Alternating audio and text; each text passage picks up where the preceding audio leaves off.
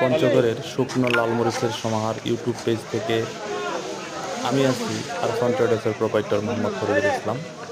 আজকে আমরা আছি উত্তরের জেলা পঞ্চগড়ের বোদা উপজেলার কালিয়াগঞ্জ বাজারে, মরিচের হাটে, কালিয়াগঞ্জ বাজার মরিচের হাটে।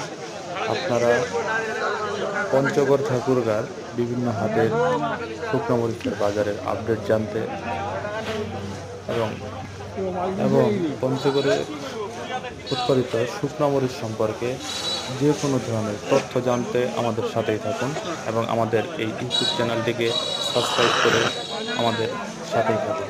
ধন্যবাদ সবাইকে।